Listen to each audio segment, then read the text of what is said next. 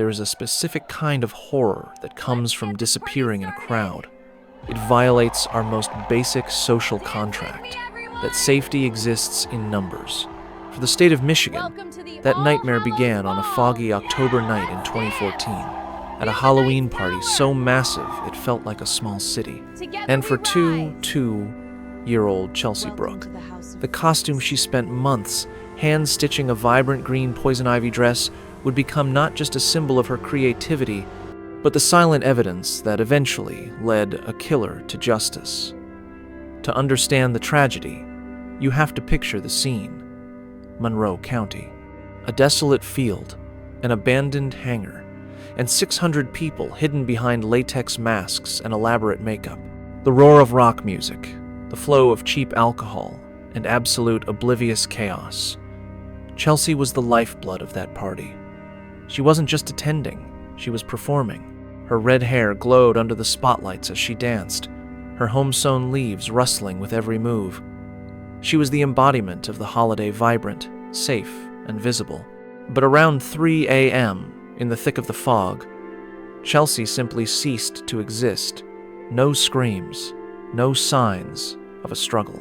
Right in front of hundreds of witnesses, it was as if she had dissolved into the cornfields. What followed was 6 months of agony. The search was massive, thousands of volunteers, millions of flyers, and the haunting question, how does a young woman vanish without a trace when hundreds of eyes are watching? Initially, the investigation drowned in an ocean of false leads. 20-year-old Harlan Bird walked into the police station, claiming to be a hero. He said he found Chelsea with a bloody nose and let her sit in his car. But when detectives pressed him, his story crumbled. He asked a chilling, telling question. If a shirt has already been washed, can you still get anything off it? Police wasted months chasing Bird, convinced they had their man. They were wrong. Bird was just a pathological liar seeking attention. The real truth remained hidden in the soil of a construction site until the 24th of April, 2015. A property owner named John Moran was clearing land in Carlton when he made the discovery that ended the family's hope. Found a dead body on my property, he told the 911 dispatcher. Lying near the skeletal remains, torn to shreds, was the poison ivy costume. The bright green dress Chelsea had loved was now a piece of evidence. Forensic expert Sarah Barr later testified that the clothing had been damaged with inhuman force. The tears concentrated around the chest and groin, clear signs of a sexual assault.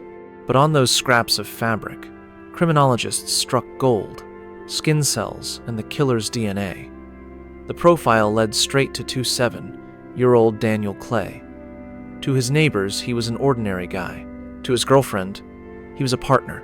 But on his Facebook page, while the community prayed for Chelsea's return, Clay posted chilling messages, "I already know I'm going to hell." In the interrogation room, Clay tried to play the accident card. He admitted to sex, but claimed Chelsea's death was a tragic mishap during rough sex. He blamed her fragile bones and his own panic. But prosecutors had a secret weapon, a neighbor. Just weeks after Chelsea vanished, Clay attacked a woman living on the same street. Holding a knife to her throat in front of her child, he snarled, "This is what I used on Chelsea." That testimony dismantled the accident defense. A man who accidentally kills someone does not use the victim's name as a threat to terrorize a new target. Daniel Clay was convicted of first-degree murder. In a stunning act of grace, Chelsea's mother, Leanda, announced she forgave him not for his sake, but to liberate herself from the consuming hatred. Yet the judge showed no mercy. "It's very clear to me, Mr. Clay," the judge said. "You're a liar, a rapist, and a killer." Chelsea Brooke learned a terrifying truth that night. Evil does not always look like a monster. Sometimes, it wears the mask of an ordinary man in a crowd. The case left a haunting lesson. Never leave your friends alone. Chelsea's green dress is gone, but her face, printed on purple flyers across Michigan, remains a symbol of hope that refused to die, even when justice took 6 months to arrive. 17 years old. A Hare Academy student. A member of the dance team. and a girl who simply stepped out for 15 minutes and never came back. The case of Mackenzie Cowell is a chilling parable for the digital age. A story about how a young woman's dreams were shattered by a man obsessed with the fictional serial killer Dexter, and how the justice system ultimately failed to protect the public from his release. Wenatchee, Washington, is a postcard town. Nestled along the Columbia River with the Cascade Mountains in the background, it's the kind of place where people leave their doors unlocked. In February 2010, Mackenzie was the picture of ambition. She was saving money for jaw surgery, studying at the Academy of Hair Design, and planning a future with her boyfriend. She had survived brutal bullying as a child for a jaw defect, and that struggle had turned her into steel. On February 9th, at 3 p.m., Mackenzie finished a client and told the receptionist she was stepping out for 15 minutes. Security cameras captured her leaving through the back door in her Burgundy Academy uniform. She got into her red Pontiac Grand Prix and vanished. At 3:42 p.m., she texted her boyfriend, "Hey, just talking." He replied immediately, but the message remained unread. Her phone went dark and never hit another cell tower. That night, her father Reed found her car abandoned in Pitcher Canyon, a desolate, pitch-black area miles out of town. Her bag, ID, and wallet were neatly on the back seat. The keys and phone were gone. There was no blood, no struggle. It looked staged, as if she had walked away voluntarily. But Reed knew his daughter. She would never leave him. 4 days later, on February 13th, a man walking along the Columbia River near Crescent Bar saw a mannequin in the water. It was Mackenzie, still in her burgundy uniform. The crime scene was so brutal that seasoned detectives stood in stunned silence. Her face had been disfigured by heavy blows. She had been strangled. There were puncture wounds all over her body, and the most gruesome detail: an attempted dismemberment. A serrated kitchen knife was still embedded in her shoulder, and pieces of duct tape were found nearby. There was no sexual assault and no robbery. This was purely about destruction. For 7 months, the case went cold. Police chased false witnesses and harassed the grieving boyfriend. Then, a letter arrived from an inmate named Theo Keyes. He pointed detectives toward a 29-year-old man named Christopher Scott Wilson. Wilson was a former employee of a funeral home, a man skilled with a scalpel who had worked preparing bodies for burial. He was also obsessed with the TV show Dexter, about a serial killer who dismembers his victims and dumps them in the water. When detectives reviewed the security footage from the Hair Academy, they saw it. Exactly 2 minutes after Mackenzie walked out, Christopher Wilson walked out the same door, dressed all in black. He lived around the corner. Wilson was brought in for questioning. He was calm, detached. He even voluntarily gave a DNA sample, confident he had left no trace. But he made a fatal error. 10 days later, the lab reported that a microscopic skin cell found on the duct tape, the tape used to bind the victim, matched Wilson's DNA perfectly. When police searched his old apartment, the new tenants had no idea what lay beneath their feet. Detectives used luminol, a chemical that makes blood glow. In the dark, the living room floor exploded in brilliant blue light, massive stains. DNA testing confirmed it: Mackenzie Cowell's blood. Wilson had spent hours scrubbing the concrete using professional chemicals from his mortuary days, but the biological evidence had seeped into the pores forever. Perhaps the most disturbing evidence was a video found on Wilson's phone. It showed his friend, Tessa Scalaman, posing as a dead body on that very blood-soaked carpet, laughing. When Wilson filmed the empty room later, he asked, "Does it look clean?" Tessa replied, "Yeah, for what happened here, it looks very clean." Despite DNA, blood evidence, and the gruesome connection to Dexter, the prosecution faltered. Fearing a jury might acquit, they struck a deal with the devil. In 2012, Wilson pleaded guilty to manslaughter, not murder, and was sentenced to only 14 years. The man who shattered Mackenzie's jaw, tried to saw off her arm, and dumped her in the river walked into prison knowing he would get out. In November 2023, he did. After serving just 11 years, Christopher Wilson was released.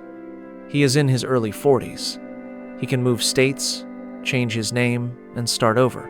Mackenzie's father, Reed, still lives in the same house. Every morning, he walks past her room untouched, textbooks still on the desk, and hears a silence that no verdict can ever fill. Mackenzie remains 17 forever, and her killer breathes free air. It is a sobering reminder that in the real world, evil does not always get what it deserves. Sometimes, justice is just a number on a court transcript, 3 a.m. A remote boat landing on the outskirts of Myrtle Beach. The only source of light is the glow of a cell phone screen in the hands of 20-year-old Heather Elvis. She dials the same number 9 times in a row, 9 desperate attempts to hear the voice of the man who promised her a new life, but instead lured her into a trap. At 3:42 a.m., the connection cuts off forever. The next morning, police find her car at an empty dock. The doors are locked. Inside, no phone, no keys, no sign of a struggle. Heather simply vanished into the fog along the Waccamaw River. To understand Heather's tragedy, you have to picture Myrtle Beach in the winter of 2013, cold ocean winds, empty beaches, and thick fog rolling in from the river. Heather was a vibrant soul. Her friends called her Moonchild. She worked at a restaurant called the Tilted Kilt, where waitresses wore short plaid skirts and the party never stopped. She was used to male attention, but she was also naive. She believed that if a man showed care, it meant he was sincere.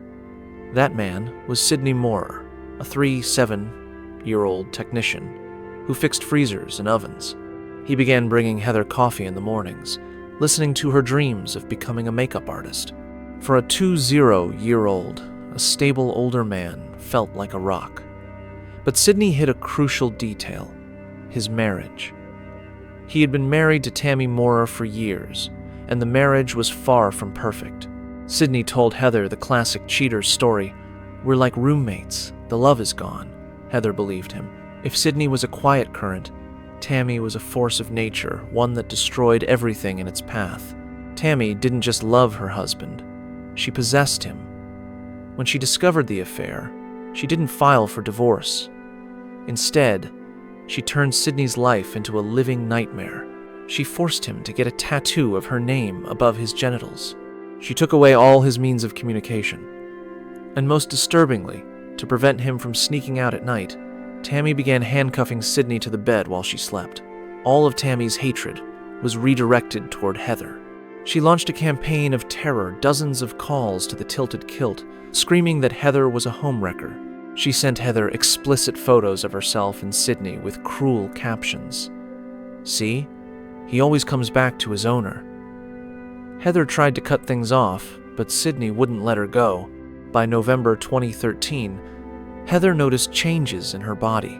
Fear took hold. If she was pregnant by Sidney Moore, Tammy would kill her. She took a pregnancy test in the restaurant bathroom. The result was invalid, but somehow the rumor reached Tammy. To Tammy, a possible pregnancy wasn't just biology. It was living proof of betrayal that couldn't be hidden. On the 18th of December 2013, Heather went on a date with a new acquaintance. She sent her father a cheerful photo of herself, learning to drive a manual transmission. It was the last photo he would ever receive. That night, Sidney and Tammy drove to a payphone. Sidney called Heather crying, begging for forgiveness, claiming he had left Tammy and was standing on the roadside with his belongings. Heather's heart was too soft. She fell for it. At 3:17 a.m., a cell tower placed Heather's phone near Peachtree Landing, a dark, isolated patch of land along the Waccamaw River. She arrived first. She was waiting. At 3:36 a.m., a surveillance camera captured a black pickup truck, the Moores Ford F-150, driving down the only road leading to the dock. 2 people were inside. The truck turned off its headlights. What happened in the next 9 minutes is known only to 3 people, and one of them will never tell the story. At 3:41 a.m., Heather's phone logged its final activity. At 3:45 a.m., the black pickup left the dock at high speed. That's enough time to knock someone unconscious, move them into another vehicle, and erase them from the world.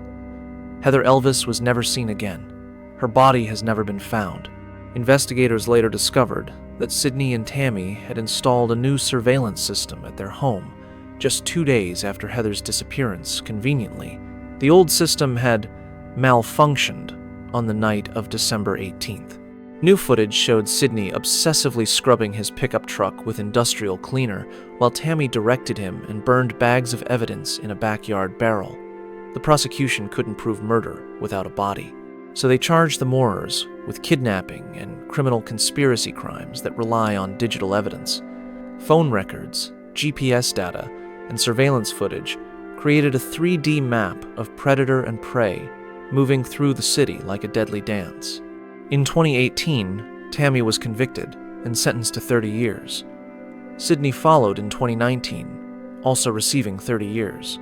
At the sentencing, Heather's father, Terry Elvis, turned to Sydney and said quietly, "You're going to prison for 30 years. You'll have food, a roof over your head. Heather has nothing. We don't even have a place to go and leave her flowers. Just tell us where she is." Sydney said nothing. That silence became his final act of cruelty. To this day, Heather Elvis's body has never been recovered. Every December 18th, fresh flowers and candles appear at Peachtree Landing. The Moonchild is gone, but her name still echoes on the banks of the Waccamaw River. A luxury penthouse in Miami, a picture-perfect Instagram life, a body on the floor, and a woman sobbing into the phone, claiming self-defense. At first, everyone believed Courtney Clenny, the police, the press, and her millions of followers. But then came the surveillance footage from the elevator. Then came the audio recordings recovered from the victim's phone. And finally, the medical examiner's report, which dismantled her entire story with a single sentence. It became chillingly clear. Christian Obumseli was the one who feared her, not the other way around. Courtney Clenny was born in Texas to a wealthy family. Gymnastics, horseback riding, elite private schools she wanted for nothing. She dropped out of school and headed to Los Angeles to make her mark. She hit the jackpot with OnlyFans, earning over $1.8 million in a single year by selling not just content, but an illusion of intimacy. She could afford luxury penthouses and first-class travel. Christian Obumseli was cut from a different cloth. Born in Dallas, he was a gentle giant, calm, level-headed, an engineering student who moved to Miami to pursue cryptocurrency. He met Courtney in November 2020, a time when he was financially vulnerable, having been laid off during the pandemic. He became her manager, sacrificing his own career to build her media empire. Their romance was explosive, brief periods of bliss shattered by violent public blow-ups. But what their social circle dismissed as toxic passion was actually a pattern of systemic domestic violence, with Courtney as the aggressor. The prosecution's most compelling piece of evidence was surveillance footage from the apartment elevator in Miami, recorded just 2 months before the murder. In it, Courtney is in a state of unbridled rage. She frantically attacks Christian, raining punches on his face, grabbing him by the hair, trying to wrestle him to the floor. Throughout the assault, Christian never strikes back. He simply raises his hands, trying to block the blows. After the murder, investigators found something even more damning. On Christian's phone, a series of secret audio recordings he had made in private.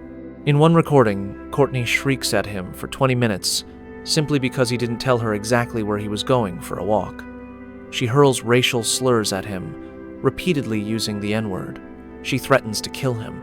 Throughout, Christian remains calm, at one point simply asking, "Courtney, you just hit me on the stitches for my last wound. Why are you doing this?" Her response, "Shut up and do what I say because you're a nobody here." Why didn't he leave? Christian's friends explain it as masterful manipulation. After every act of violence, Courtney would enter a remorse mode, showering him with expensive peace offerings, Rolex watches, Louis Vuitton bags, luxury trips to private islands. She was buying his silence and loyalty with her millions. On the 3rd of April 2022, Courtney called 911. Her voice was hysterical. "I'm going to die. I can't feel my arm.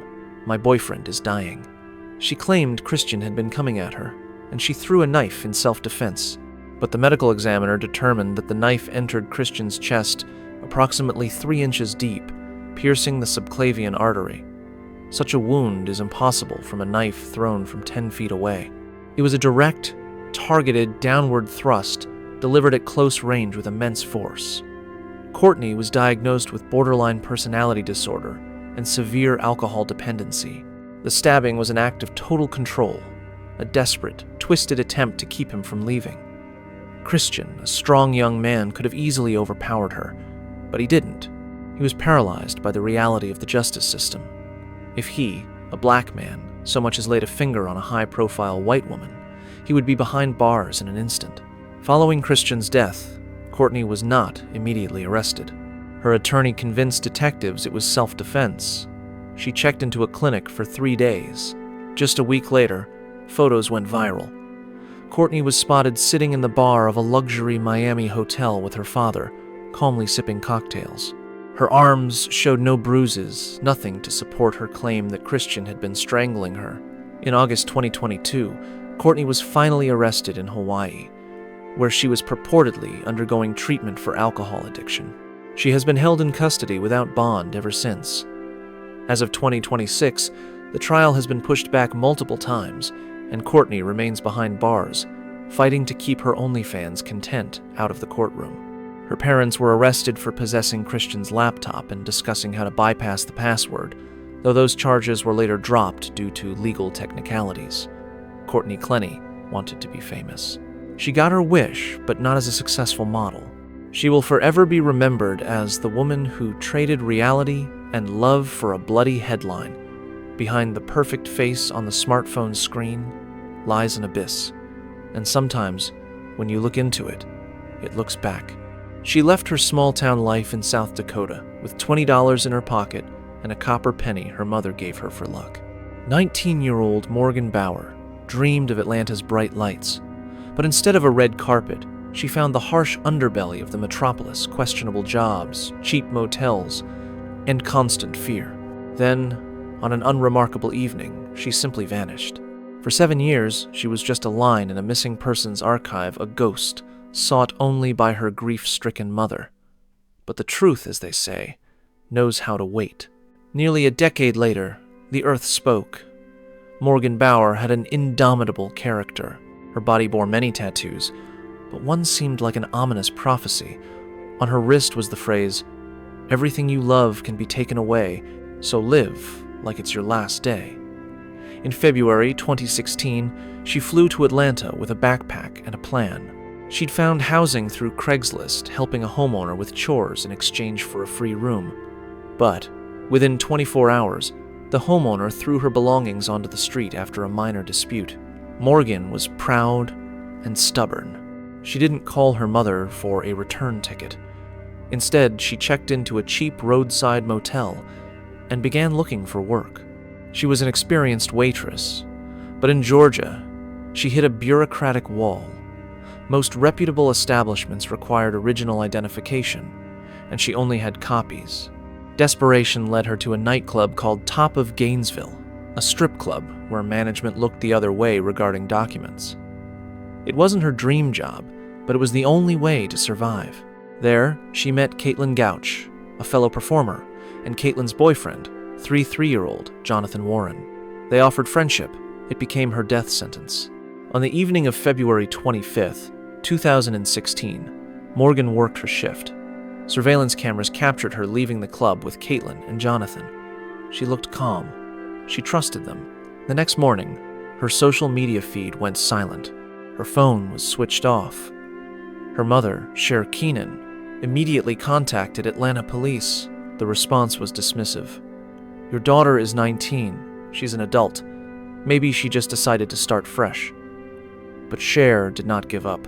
She launched her own media campaign, flying to Atlanta, plastering flyers on every pole, and begging police to search. She created the Facebook group Missing Morgan, which drew the attention of 13,000 people. When police finally questioned Jonathan Warren and Caitlin Gouch, they delivered a pre-packaged lie. "We gave Morgan a ride, but she asked to be dropped off at a gas station. Some guy in a green Mitsubishi was waiting for her." Police wasted hundreds of man-hours searching for a phantom car. 7 years passed. The case went cold. Jonathan Warren moved to Los Angeles. Caitlin Gouch moved to Illinois. They were certain their secret was safely buried. But in early 2023, Newton County law enforcement decided to audit all digital data in Morgan's case. Technology had advanced significantly. They discovered a short Instagram video posted by Morgan on the morning of February 26th, well after the time Warren claimed she'd gotten into another car. The video was filmed at Yellow River Park in Porterdale. In the footage, Morgan is walking along a forest path, and behind her, a male figure is clearly visible. Geolocation analysis and cell tower pings proved that Morgan had never been to that gas station. Her route led directly to the house where Jonathan Warren lived. On July 27, 2023, FBI specialists with ground-penetrating radar and K-9 units arrived at the property on South Broad Street. The dogs alerted to a specific patch of earth near the property line.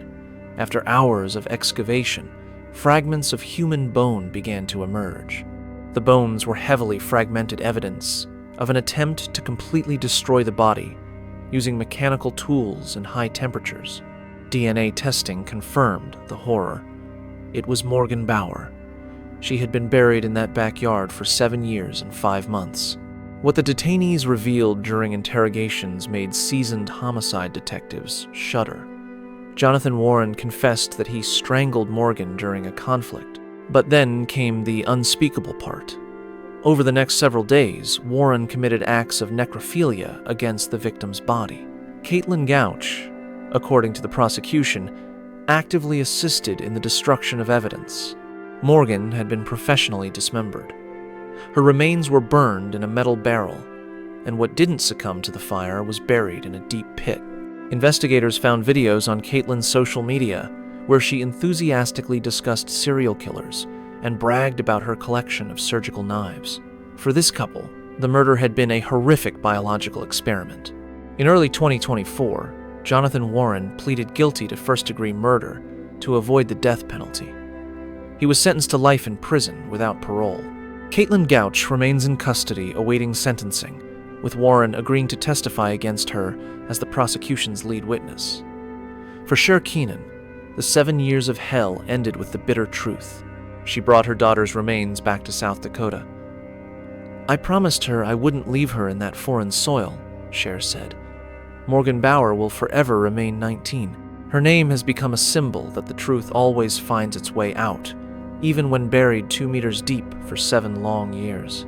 Hull, East Yorkshire. January 31st, 2019. A biting wind from the North Sea and an endless gray sky. Libby Squire was 21 years old, studying philosophy and planning a bright future. That night, she gathered with friends, wine, laughter, the anticipation of a party. Around 11 p.m., the group headed to the Welly nightclub, but luck turned away from Libby. The bouncers noticed she was swaying too much and refused her entry. Her friends did the responsible thing. They called a taxi, put her in the back seat, and gave the driver her home address, just minutes away. Libby waved to them from the window. It was the last time her loved ones saw her alive. The taxi arrived at her house on Wellesley Avenue at 11:29 p.m. But Libby didn't go inside. Perhaps she forgot her keys. Perhaps the fresh air made her ill. CCTV cameras captured her walking back toward the busy Beverly Road. At 11:40 p.m., passers-by saw her sitting on a bench at the corner of Howarth Street. She was crying and disoriented. Several people stopped to ask if she was okay. "Yes, I'm just trying to get home," she said, polite even in that state. She didn't know that a silver Vauxhall Astra was slowly cruising the dark back streets. Behind the wheel was 2 4-year-old. Paweł Relowitz, a Polish immigrant, a father of 2, a factory worker. To his neighbors, he was ordinary, perhaps a bit withdrawn. but the investigation would later reveal an abyss. Relowich was a serial sexual deviant who had gone unpunished for years. He engaged in voyeurism, peering into student dorm windows, masturbating in public, stealing women's underwear and sex toys. He had been hunting for 3 hours that night. At 11:59 p.m. Relowich spotted Libby. For a man of his type, she was the perfect victim, intoxicated, disoriented, unable to fight. He pulled up next to the bench. A brief dialogue. Most likely, "Hey, you're freezing. Let me give you a lift home." Libby, frozen and frightened, made a fatal mistake. She got into the front passenger seat. But instead of turning toward her home, Relowich set a course for Oak Road, a remote area with abandoned playing fields and access to the River Hall. At 12:05 a.m., a camera recorded the Vauxhall entering the park grounds. 10 minutes later, the car exited. Libby was no longer inside. The prosecution would later say that Relowich dragged her out of the car, assaulted her, and left her in the freezing water whether she fell in trying to escape or was thrown. Given the water temperature and her condition, there was no chance of survival. The River Hull is known for its strong currents and murky waters. It swallowed Libby Squire, hiding the crime for weeks. The search became the largest operation in Humber police history. Hundreds of volunteers combed the frozen wastelands. Detectives studied thousands of hours of CCTV footage, and they found it. The silver Vauxhall Astra, flickering on recordings at the exact moments Libby was on the street. It followed her. It waited for her. When police searched Relowitz's home, they found hundreds of items of women's underwear trophies hidden in closets, under mattresses, in wall cavities. He was Hull's nightmare, whom no one had suspected. For 7 weeks, the case had no body.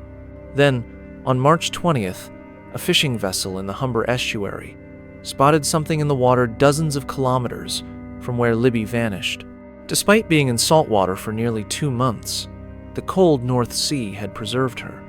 The black tights, the patterned blouse. DNA experts extracted microscopic particles from beneath her clothing and found Relowitz's genetic material in a place it could not have been if he had simply driven her home. In January 2021, the trial began. Relowitz's lawyers tried to claim the encounter was consensual, that Libby, a disoriented girl who couldn't stand, had agreed to intimacy with a stranger in a grimy park. The prosecution asked a single question that shattered the defense. If it was consensual, why did she end up in the river? If you were the good guy, why did you leave her alone in freezing temperatures? Relowich had no answer. On February 11, 2021, the jury found Powell Relowitz guilty of rape and murder. He was sentenced to life imprisonment with a minimum term of 27 years. Libby's mother, Lisa Squire, became a powerful voice for women's safety, overhauling university protocols and pushing for laws requiring police to treat voyeurism as a red flag for potential rape. On that bench on Beverly Road, there is now a memorial plaque. Fresh flowers are always there. Libby Squire became the daughter of the city. Her story is a reminder of how fragile life is and how vital it is not to pass by someone who needs help, because evil often wears the mask of an ordinary man. And sometimes, the difference between a tragedy and a rescue is just one person who decides to stop and truly see